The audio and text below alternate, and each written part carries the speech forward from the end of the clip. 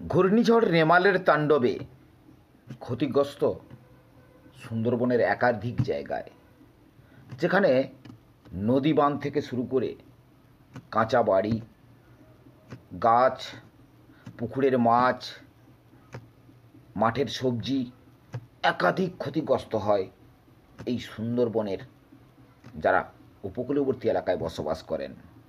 নদীর বাঁধ ভেঙে কোথাও নোনা জল, কোথাও আবার কাঁচা বাড়ি নোনা জলে বসে গেছে।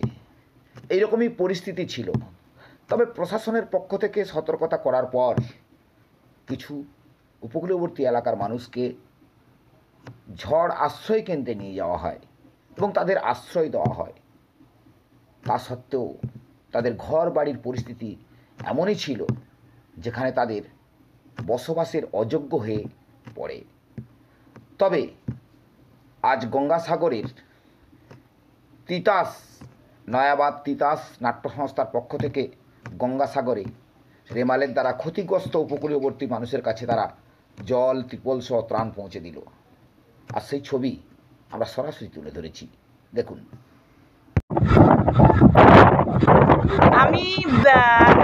আমরা মোটামুটি পৌঁছেই গেছি লঞ্চঘাট অবধি।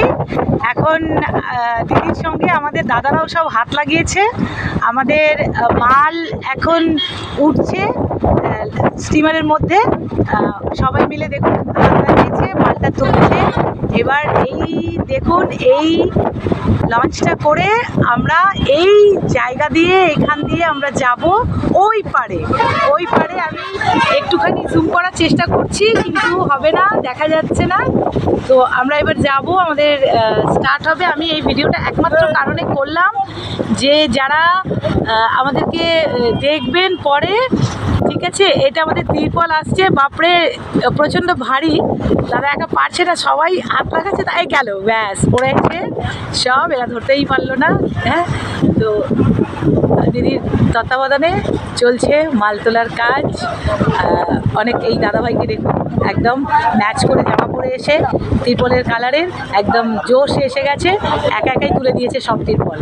আমরা মোটামুটি করেছি এলএসডি ঘাট সাগরে, আমরা ঘোড়ামারা দ্বীপ, তারপর গঙ্গাসাগরের বহু জায়গা যেখানে রেমালের জন্যে মানুষ বিপন্ন, এবং এমন অনেক বাড়ি যে বাড়ির থেকে সমস্ত টালি ফেটে গেছে, ওটা মাথায় কিচ্ছুটি নেই, খোলা আকাশের তলায় পরিবারগুলো রয়েছে। সেই পরিবারের, আপনি আসুন, সেই পরিবারের একজন দাদা, সেই পরিবারের অনেক ভাই আমাদের সঙ্গে আছে, তাদের বাড়ির ঘরে কিছু নেই, খোলা আকাশের তলায় রয়েছেন। তাদের জন্যে নয়াবাদ তিতাস এনজিও এবং পিপলস কেয়ার ফাউন্ডেশন, এই দুই এনজিওর তত্ত্বাবধানে আমরা কিছু ত্রিপল, কিছু শুকনো খাবার, পানীয় বিশুদ্ধ জল আমরা এনেছিলাম এবং আমরা এই ট্রলারে তুলে দিলাম। এগুলো ঘোড়ামারা দ্বীপে যাবে, সাগরের বিভিন্ন বিপর্যস্ত এলাকায় পৌঁছবে, মৌসুমী দ্বীপে পৌঁছবে। আমরা অন্যান্য এদিকে আমাদের সঙ্গে রয়েছে নিজের দায়িত্বে যে দ্বীপগুলো এবং যে বিভিন্ন এলাকার যেখানে বাড়িঘরগুলো ভেঙে গেছে একদম, এবং যেখানে বাচ্চাগুলোর পরিস্থিতি খারাপ, সেইখানে ও দায়িত্ব নিয়ে সবাইকে ডিস্ট্রিবিউট করে দেবে। আমরা নয়াবাদ তিতাস এবং পিপলস কেয়ার ফাউন্ডেশনের পক্ষ থেকে যমুনাবকে আমরা এই সব ট্রলারে তুলে দিলাম।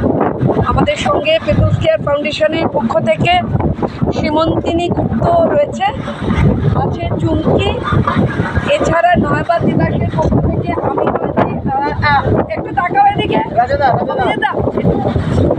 আমাদের নয়াবাদ তিতাসের প্রেসিডেন্ট অভিজিৎ রায়, তিনি নিজে এসেছেন এবং আমরা আজকে এই ট্রলারের মধ্যে দিয়ে এইগুলো পাঠিয়ে দিচ্ছি বাইরে উপদ্রুত এলাকায়, যাতে মানুষের উপকার হয়। এবং আপনারা যারা এটা দেখছেন তারা আমাদের আশীর্বাদ করুন, আমরা যাতে এই কাজটা আরও বিপুলভাবে মানুষের কাছে পৌঁছাতে পারি। এবং আমরা কিছু দেখবো না, কারণ আমরা জানি বিপন্নতার কোনো রাজনীতি নেই, বিপন্নতার রাজনীতির কোনো রং নেই। যারা বিপন্ন বিপন্নই, তাই তাদের পাশে দাঁড়াবার জন্যই আমাদের এই আর এর সঙ্গে দেখুন, মনে হয় আমার মহাকাল আমাদের সঙ্গে আছেন, সাথে আছেন। হঠাৎ করে ঈশ্বরের আরাধনা করতে কিছু মানুষ এসেছেন নদী তীরে, নদীবক্ষে আমাদেরকে আশীর্বাদ করার জন্য। ভগবান দেখুন, ভগবান নিজেই আমাদেরকে আশীর্বাদ করে পাঠিয়েছেন। দেখুন, মা স্বয়ং মা লক্ষ্মী চলে এসছেন, নারায়ণ চলে এসছেন ঠাকুরের আশীর্বাদ নিয়ে। আমরা যাতে আগামী দিনে আরও অনেক ভালো কাজ করতে পারি, অনেক বড় কাজ করতে পারি। আর এই প্রোগ্রামে, এই অনুষ্ঠানে, এই কর্মসূচিতে যারা যারা আমাদেরকে সহায়তা করেছেন তাদের কথাও অবশ্যই জানাবো।